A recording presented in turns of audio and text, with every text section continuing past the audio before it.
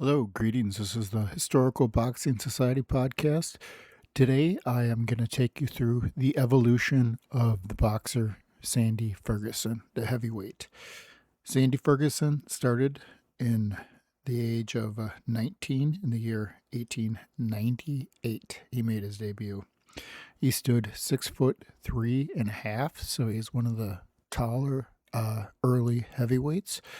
Like many early heavyweights, he kind of had a little bit of trouble trying to keep weight on, and we're going to show you here the early 1900 version when he's taken on the likes of Dick O'Brien and Kid McCoy. You can see here that his frame is slightly undersized. He's a rather skinny 6'3.5". I would say at this point he's probably under 200 pounds because it took him a while to get his first actual weight measurement. And then as we evolve here with one Sandy Ferguson, we take him into the young 20s, 22, 23. We can see what he looks like by the newspaper photograph here. And now we are going to take you into the ring with one Sandy Ferguson as we take the newspaper photo and revolutionize into a live action, which would be happening right about now. So this is the early 20-year-old version of Sandy Ferguson. One thing with Sandy Ferguson throughout his career, he never trained, and he made historical notes of having not training for fights. And so eventually, once his youth starts drying up on him a little bit, he eventually starts putting some weight on because he's doing very little training and a whole lot of drinking as he's going from town to town, causing a lot of ruckus, getting into a lot of legal troubles, and eventually he starts putting on some weight here, as we can see by these photos, as he gets himself into like the mid-20s, I would say, right around this range. And finally, after the Marvin Hart fight, which took place in 1904, the spring, he starts having a resurrection of his career about 4 years later in 1908.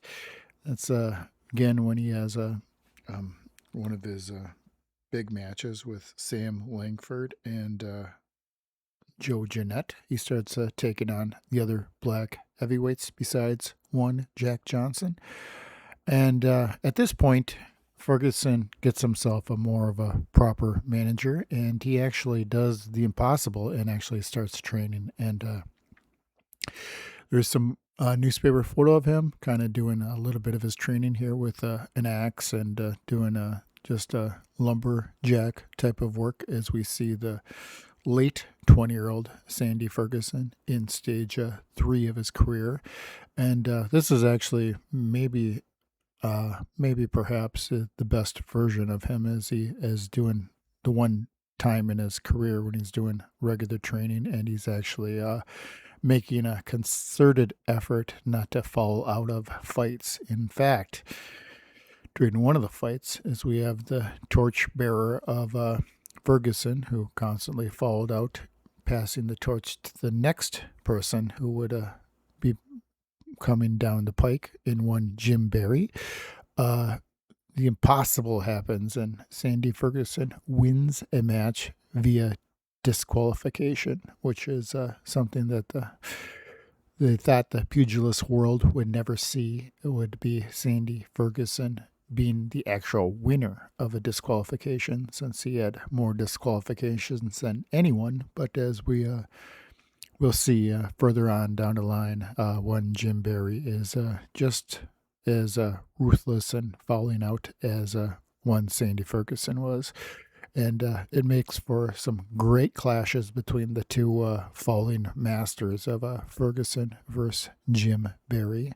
And at this point, Ferguson is about 28, 29 years old, into the career, and you can see here as he becomes a little bit of an aged fighter, a little bit of a belly, much more beef on him, but at this point, 6'3.5", 220 pounds, which is a solid, probably 20 pounds more than what he actually started with as a young 20-year-old. We see the inflated, little bit still in shape version of Sandy Ferguson as a little bit more of an aged pugilist, as we see the full evolution of one of the great heavyweight prospects of the early century here in one Sandy Ferguson.